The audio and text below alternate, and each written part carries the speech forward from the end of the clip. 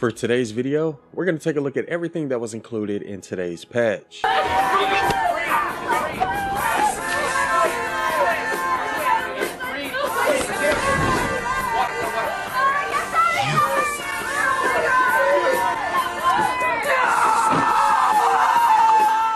And normally I like to show examples of what I'm talking about, but as of right now, Save the World is currently disabled, so instead we're just going to go over the patch notes. For those who are wondering why it's disabled, when people logged in early and tried out the new Frostnite event, after they finished the Frostnite event, a lot of them had their entire storage wiped clean. So Epic decided to disable Save the World until they can fix that bug.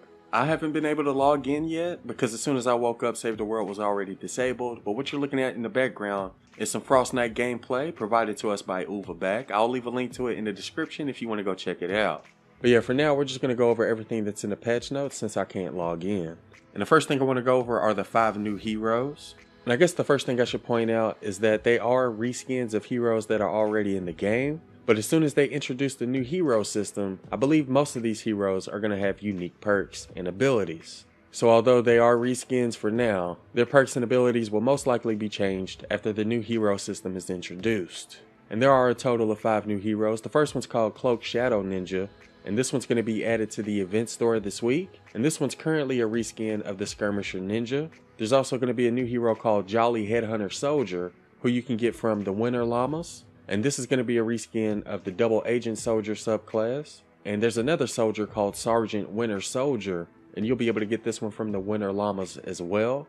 And this is a reskin of the Sergeant subclass. There's another hero called Jingle Jess Outlander, and she's going to be available as a reward if you're able to survive for at least 15 minutes in the new Frostnite event. And she's a reskin of the Enforcer subclass. And there's also a new constructor called Sentry Gunner Krampus, and you'll get him as a reward if you survive for 45 minutes in a new Frostnite event. And he's going to be a reskin of the Sentry Gunner subclass, which is the same subclass as Earhart. So those are the 5 new heroes, and that's how you get them. I have gotten gameplay of their reskin versions for all of these heroes except for Jingle Jess Outlander, who's an Enforcer.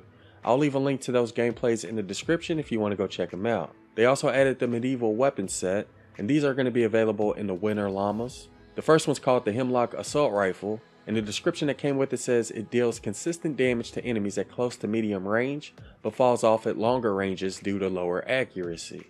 And I believe this is what the Hemlock Assault Rifle looks like. There's also a new Basilisk pistol that deals high burst damage with a high crit chance.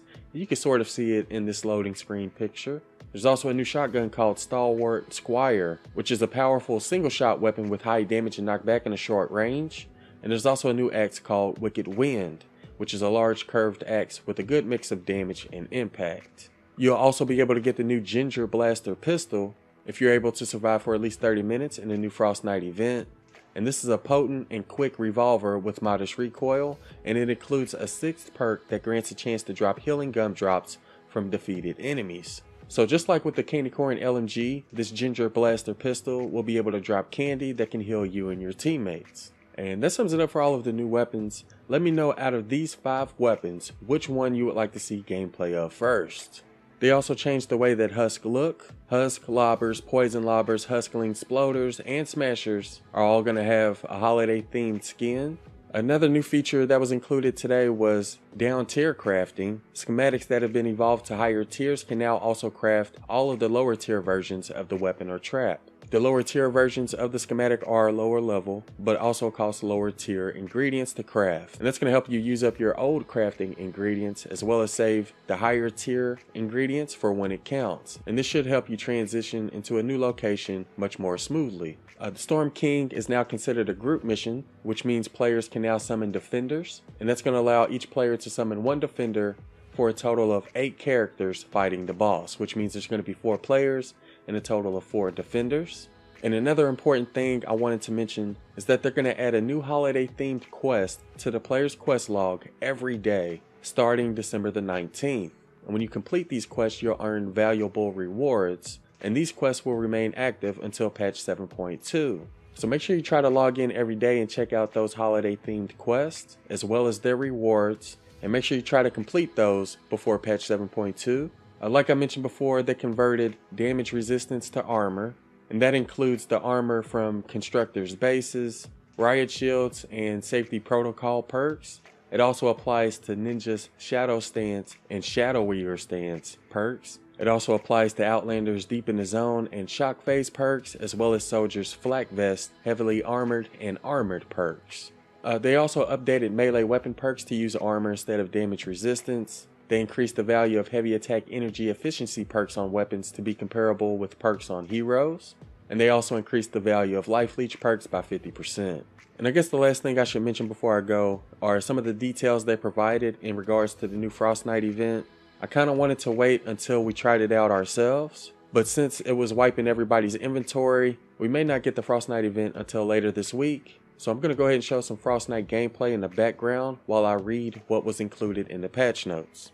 Alright, so it says Frostnite introduces a new objective: keep the burner filled with scavenged blue glow. When it runs out, so does the heat. That means a whole bunch of frozen heroes. As the burner health decreases, the storm shield shrinks, so keep that thing filled. Survive as long as you can without your gear or resources, using your survival skills, schematics, and basic starting weapons. Get double the resources from searching and harvesting objects. Watch for airdrops between waves for some much needed supplies. And you don't need any weapons or traps when the experience concludes, so use those legendary weapons and traps as if your life depends on it. Keep an eye out for the Krampus Smashers who dwell in these cold regions. They're dangerous but drop some much needed blue glow. So in order to prevent the burner health from decreasing and the storm shield from shrinking, you're going to have to fill it with blue glow, and you can get blue glow by killing Krampus Smashers. When a player is knocked out, they enter a spectator mode until the remaining players complete the wave. The longer you survive, the more snowflake tickets you will earn. Tickets can be spent on the new Winter Llama. Added several event quests that can be completed by playing Frostnite, and those will be located on your quest tab. Be on the lookout for weekly challenges in the coming weeks. And I'm assuming we'll get like special rewards from those weekly challenges. They also included a huge list of bug fixes, but I'm not going to go over those. But I will leave a link to the patch notes in the description for those who want to go check it out. Anyways, as of right now, we don't have a specific time as to when the Frostnite event is going to return. I assume they're trying to fix the storage wipe bug that happened to people earlier when they tried the Frostnite event. As soon as I find out when it's going to return, I'll be sure to let you all know. But if I had to take a guess, it could return sometime later today, or it could return later this week, like on Thursday. Like I said, as of right now, we don't know.